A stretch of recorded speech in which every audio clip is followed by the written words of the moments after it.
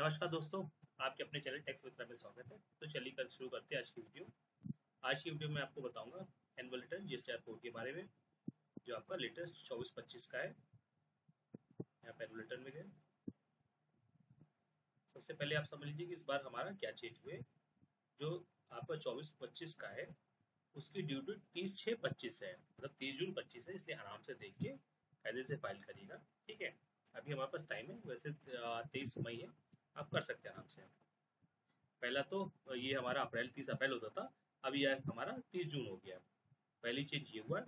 और दूसरा चेंज हमारा, जो हमारे कई सालों से पेंडिंग पड़ा हुआ है कि फॉर ए टेबल जो हमारा ऑटो पॉपुलेटेड होती थी कि आएगी अपने आप से आएगी, जो हमारा नहीं आती थी, वो हमारी आ गई है। इस बार हमारी जो फॉर ए टेबल है वो हमारी अपने आप हमारी आ रही है, लेकिन हमें इस टेबल को अपनी बुक से और अपनी जीएसटी लिस्ट से, दोनों से मैच करना है। क्योंकि यहाँ पे आप जो देख रहे होंगे फोर ए, आपको कंसोलिडेट मतलब टोटल वैल्यू आ रही है। यहाँ पे यहाँ पे इनवाइस वाइज वैल्यू नहीं आ रही, ये आपकी टोटल कंसोलिडेट वैल्यू आ रही है, सबको मिलान करके वैल्यू आ रही है।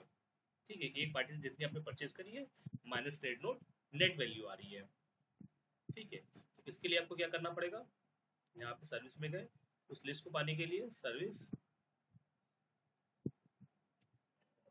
फाइल रिटर्न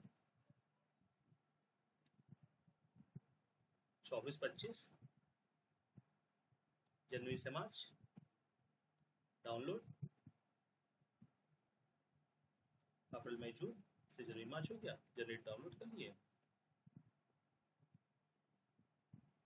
ये लिस्ट आपकी हो गई डाउनलोड। ठीक है,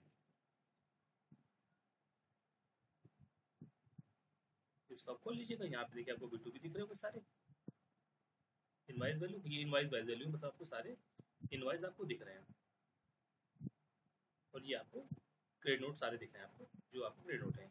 इन सभी को आपको मिलान कर लेना है अपनी बुक से। चाहे आपके पास पर्चे हो तो मैनुअली पर्चे मिलान कर लीजिए, किसी सॉफ्टवेयर से आप करते हैं तो सॉफ्टवेयर के द्वारा मिलान कर लीजिए।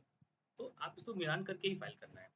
अभी क्या था, जब ये ऑटो पॉपुलेट हुआ तो ऑटो पॉपुलेटेड और जो हमारी ये लिस्ट है, इसमें कुछ इनवाइस छूटे थे, एक इनवाइस छूटा था तो उसको हमने मैनुअली ऐड किया उस वैल्यू में।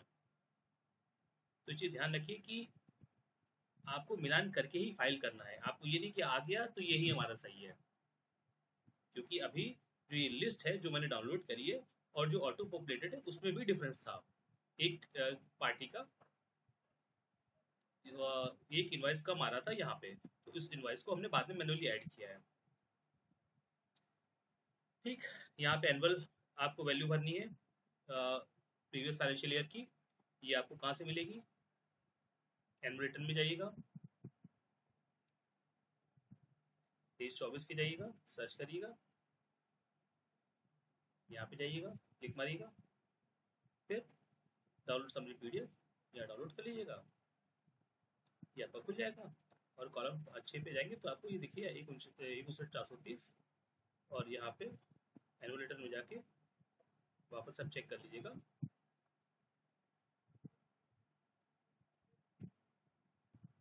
159/430 आपने भर के इसको सेव करना है। ठीक है, ये 23-24 है और ये आपका 159/430 आ रहा है वैल्यू। ठीक है, ये आपने वैल्यू भर ली। B2B आपको ये जो 4A है आपको ये ऑटो पॉपुलेटेड मिल रहा है, तो इसलिए आपको इसमें अगर आप कोई चीज़ बिल आपका छूटा है तो यहाँ पे इसको क्लिक करके, है ना, click here to edit record, उस पर क्लिक करके आप उसको ऐड कर सकते हैं। ठीक है, अगर कोई इनवॉइस आपका नहीं है तो उसको डिलीट भी कर सकते हैं। अगर कोई आपको इनवॉइस ऐड करना है, मान लो सपोज करिए हमको ये इसको ऐड करना है, तो यहाँ पे इसको डाल के यहाँ वैल्यू आप ऐड कर सकते हैं, लेकिन आपको उस पार्टी का है तो उसी में ऐड करिएगा। लेकिन अगर कोई और है तो उसको आप यहाँ पर ऐड कर सकते हैं। आप जिस मतलब यहाँ पे आपको ये नहीं कि जो लिस्ट में आ रहा है, आपके पास और भी इनवाइस है जो उस लिस्ट के अलावा है। जैसे मान लीजिए आपने कंपोजिशन टैक्स पेयर से परचेज किया तो उसकी वैल्यू भी यहाँ पे आप ऐड कर सकते हैं। यहाँ पे ऐड करिएगा, यहाँ पे टैक्सेबल वैल्यू लिखिए, रेट लिखिए। जैसे मान लीजिए 100 रुपये है, रेट आपका जैसे 5% का है। ठीक है, ये डाटा अपने पास आ गया, इसको आप सेव कर सकते हैं। ठीक है, इस तरह से आपको इसको हम सेव कर देते हैं। सेव नहीं करते, ये मैं आपके एग्जाम्पल के लिए बता रहा था। ये आपकी तैयार हो गया। ठीक, उसके बाद आपका कोई रिवर्स चार्ज की वैल्यू जो B4B में भरना है आपको। ठीक है, उस पर आपको टैक्स जमा करना पड़ेगा। अगर कोई आपने अनरसट से परचेज किया तो 4C में भरिएगा, इम्पोर्ट ऑफ सर्विस है तो 4D में। जो 5 कॉलम है, 5 नंबर, इसमें आपका जो आपने साल भर में आपने जो सेल करी होती है 1 अप्रैल से 31 मार्च तक का, वो सारा डाटा आपके पास ऑटो पॉपुलेट रहता है। मतलब आपके चार्जेस MP8 में आपने टैक्स जमा किया, टैक्सेबल वैल्यू लिखी है, उसको आपको यहाँ लिखना पड़ता है। उसके बाद अपनी बुक से आपको जांच करके जो आपका 6 नंबर आता है, ये यहाँ पे देखिए आपको वही वो वैल्यू सेवी वैल्यू थी, मतलब हमारी जितनी सेल हमने दिखाई है वही सेल थी हमारी। तो यहाँ पे देखिए हम लोगों ने भर लिया 196,221, यहाँ पे भर दिया गया 1% वाली कॉलम। 1% में क्यों? क्योंकि वो ट्रेडर है। अगर आप ट्रेडर और मैन्युफैक्चरर तो ही आपको यहाँ पे भरना है। अगर आप अन्य कैटेगरी में आते हैं 2, 5, 6 वाले में, तो आप उनको उसमें भर सकते हैं। इसको सेव कर लीजिए, बैक करते हैं, कंप्यूट लाइबिलिटी करिए, इसको रिफ्रेश मारिए। अब इसको रजिस्टर को डाउनलोड कर लिए, ये आप इसका मैच करते हैं। देखिए 159,430 हम लोगों ने पिछली बार से मैच कर लिया था, 2324 159,430 आ रहा है। उसको नेक्स्ट कॉलम में 149,102.59, ये एक्सेल जिसपे हमारा काम किया गया था, ये है देखिए 149,102.59 आ रहा था। और इस पे टैक्सेबल वैल्यू 4402.69 है, और यहाँ पे 4402.70 आ रहा है।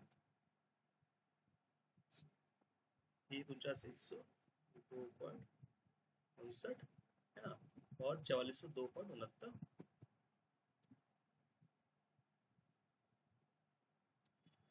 हाँ ये मैच है। ये आपका जो वैल्यू है ये इसका टोटल है, और ये आपका क्रेडिट नोट का टोटल है। ये जो क्रेडिट नोट है आपका, ये इसकी बुक से जांच करके सारा चीजें मिलान करके तभी इसको डन किया गया है। 149,102.59, 149,102.59 डन है। 44,2.70, 44,2.69, उसमें एक पैसे में कोई डिफरेंस, क्योंकि यहाँ पे जो पोर्टल है वो अपने आप ऑटोमेटिक कैलकुलेट करता है। और जो यहाँ पे 1 आप मैनुअली भी डाल सकते हैं, तो इसलिए एक आध पैसे का डिफरेंस आ जाता है। 196,221, 196,221, ठीक है। इस पर टैक्स बना है 981.10, 981.11, हमारा 1 पैसे का लगभग डिफरेंस है, ठीक है। यहाँ देखिए उसने 1 पैसे का उसने डिफरेंस दिखाया कैलकुलेशन टाइम, और यहाँ पे हमें लेकिन जमा में कुछ नहीं करना। 1 पैसे का डिफरेंस हमारा नेग्लिजिबल होता है। अगर हमारा कुछ ज़्यादा का डिफरेंस होता है तो हमें यहाँ पे जमा करना पड़ता है। देखिए यहाँ पे दिख रहा है ना, 0 है ना, और यहाँ पे हमारा 981 रुपये बनना था हमारा, देखिए कॉलम 6 के तहत, और 981 रुपये हमें जमा किया। कुछ हमें tax payable, interest payable, late payable कुछ भी नहीं करना है, ठीक है।